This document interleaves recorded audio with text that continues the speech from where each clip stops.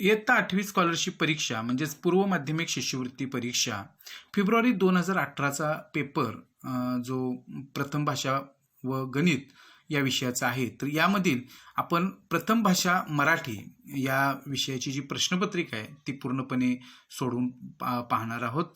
आणि मला खात्री आहे की ही प्रश्नपत्रिका सोडविल्यानंतर किंवा अशा प्रकारच्या सर्व सरकारी प्रश्नपत्रिका आत्तापर्यंत झालेल्या 2017 पासूनच्या तर त्या मी व्हिडिओद्वारे तुमच्यापर्यंत पोहोचवलेल्या आहेत. या व्हिडिओंचा तुम्हाला नक्की उपयोग होईल आणि मराठी भाषा विषयामध्ये पैकीच्या पैकी गुण तुम्हाला नक्की मिळतील. चला तर मग आपण फेब्रुवारी 2018चा हा मराठी भाषा विषयाचा पेपर आपण कसा सोडवायचा ते अभ्यासूया. पहा, इथे प्रथम भाषा आपला हा विभाग 1 आहे. या प्रश्नपत्रिकेमधील 2018च्या आपल्याला सुरुवातीला एक उतारा दिलेला आहे, म्हणजे प्रश्न क्रमांक 1 ते 3 साठी, आणि काही सूचना आहेत की खालील उतारा काळजीपूर्वक वाचा व त्यावर आधारित त्याखाली विचारलेल्या प्रश्नांची योग्य उत्तरे पर्यायांतून निवडा. आता हा उतारा तुम्ही स्क्रीनवरती जो दिसतो आहे तर तो वाचायचा आहे. आता याच्यावरती जे प्रश्न आहेत ते प्रश्नांची उत्तरं नेमकी कशी काढायची ते आपण बघूया. आता पहा, इथे पहिला प्रश्न आहे, आपल्या शेतीप्रधान देशाचा तारणहार कोणास म्हटले आहे. आता इथे आपल्याला जे 4 पर्याय दिलेले आहेत की जातीभेदांच्या तटांना, समाजवादी घोषणांना, विज्ञानाची जोड असलेल्या तळमळीला, कर्मठ विचारांना.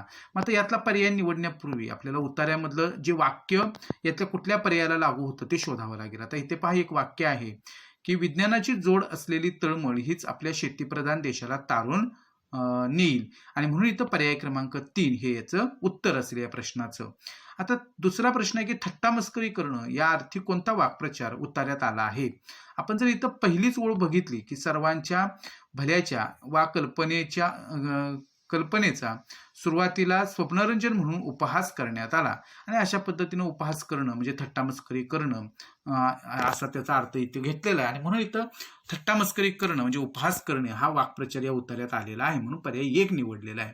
प्रश्न तिसरा आहे, उतार्यातील वर्णनानुसार असत्य विधान कोणतं. आता आधुनिक तंत्रज्ञानाचा उपयोग समाज व्यवस्थेसाठी होईल या अर्थाचं वाक्य याच्यामध्ये आलेलं आहे. तिथं मी अधोरेखित केलेलं आहे की आधुनिक तंत्राचा समाज व्यवस्थेसाठी खूपच उपयोग होणार आहे.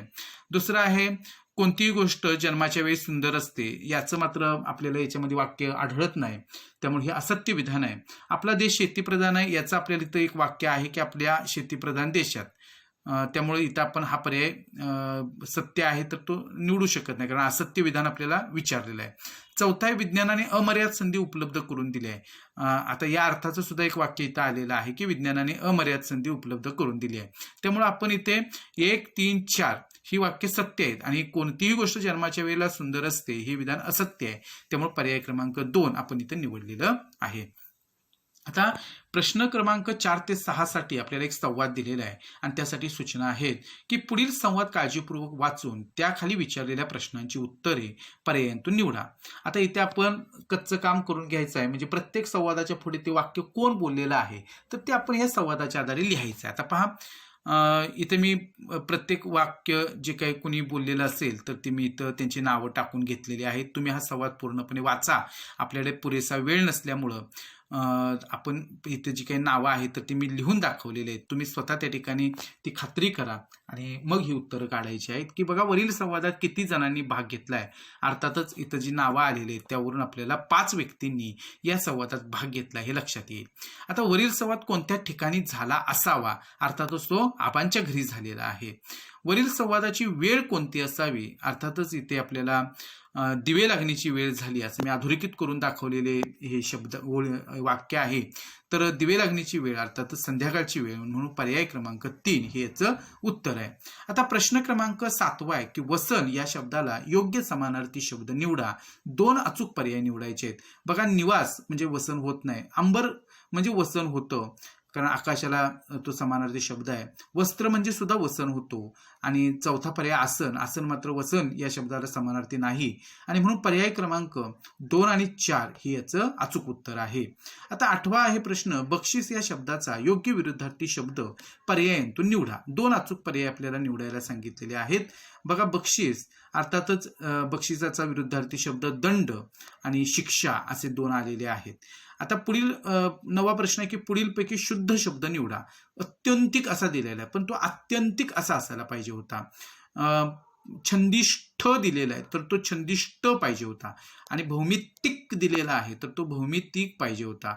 प्रावीण्य शब्द बरोबर आहे, त्यामुळे पर्याय क्रमांक 2 हे याचं उत्तर आहे. आता 10वा प्रश्न आहे की पुढीलपैकी कोणत्या पर्यायातील अलंकारिक शब्दाचा अर्थ अयोग्य आहे? एक, झारीतला शुक्राचार्य पडद्यामागचा सूत्रधार बरोबर आहे.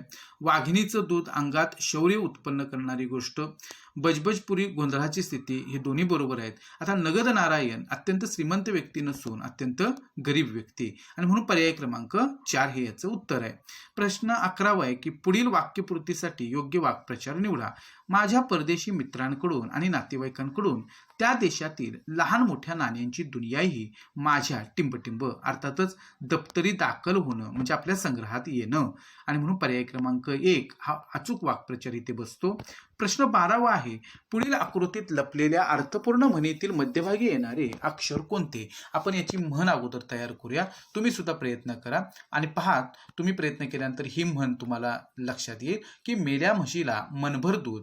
आता आपण जर बघितलं यातलं मध्यभागी येणारं अक्षर तर ते म असं आहे, आणि म्हणून पर्याय क्रमांक 2 हे याचं उत्तर आहे. प्रश्न 13वा आहे की पुढील पर्यायातील कोणत्या शब्दातील वर्णसंख्या 11 आहे?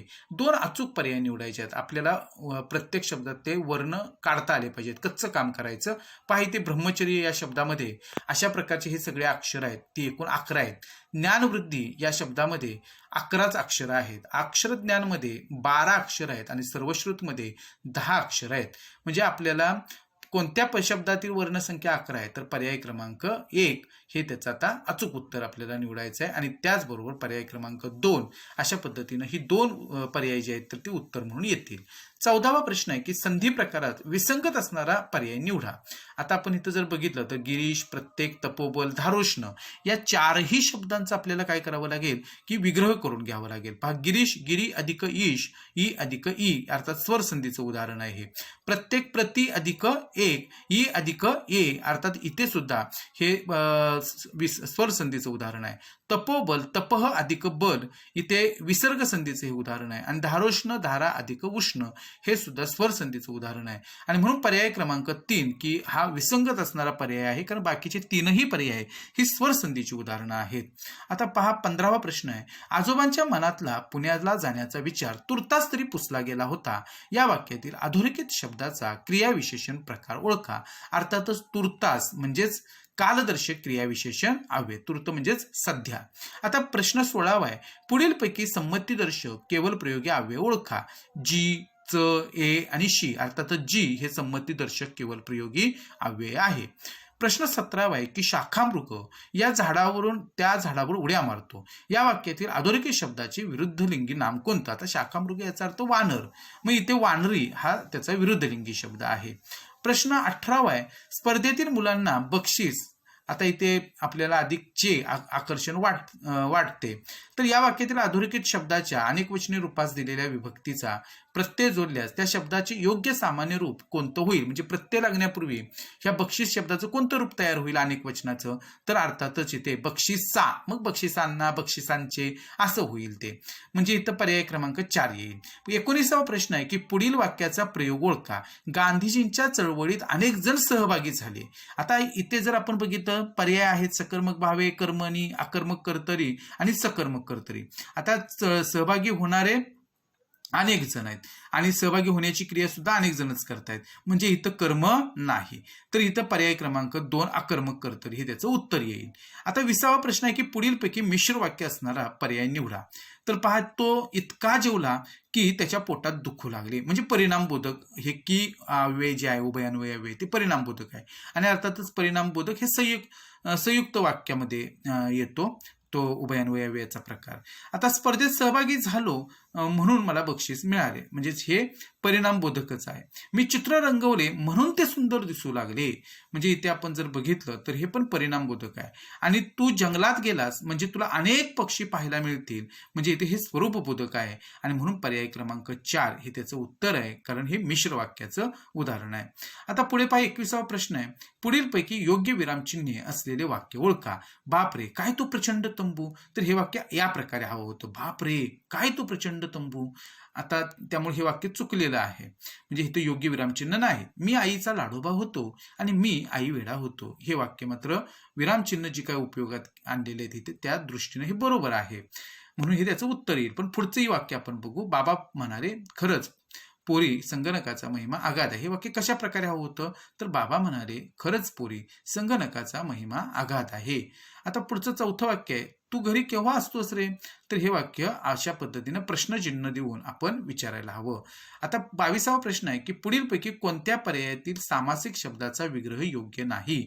आता भवसागर संसाररूपी सागर बरोबर आहे. ज्ञानामृत तर ज्ञानरूपी अमृत किंवा ज्ञान हेच अमृत असा त्याचा विग्रह असायला पाहिजे होता. यथाशक्ती शक्तीप्रमाणे बरोबर आहे. घर जावई घरचा जावई घरातील जावई बरोबर आहे, आणि म्हणून इथे पर्याय क्रमांक 2 हे त्याचं उत्तर आहे. प्रश्न 23वा आहे की भुजंग प्रयात या वृत्तामध्ये प्रत्येक चरणात किती अक्षरे असतात, तर अर्थातच त्या ठिकाणी 12 अक्षरे असतात. आपल्याला ही 3 वृत्त जे आहेत त्या वृत्तांमध्ये किती अक्षरे येतात हे चांगलं माहिती असायला पाहिजे. प्रश्न 23चं 3 हे उत्तर येईल. आता प्रश्न 24वा आहे की महादेवी वर्मा यांना त्यांच्या कोणत्या साहित्य कृतीला 1983 साली भारतीय ज्ञानपीठ पुरस्कार मिळाला आहे. अर्थातच यामा या त्यांच्या साहित्य कृतीला 1983चा भारतीय ज्ञानपीठ पुरस्कार मिळालेला आहे. प्रश्न 25वा, आधुनिक वाल्मिकी अशी ख्याती मिळवणारे कवी कोण. अर्थातच ग दी माडगुळकर यांना आधुनिक वाल्मिकी म्हटलं जातं, कारण त्यांनी गीत रामायणाची रचना केलेली आहे.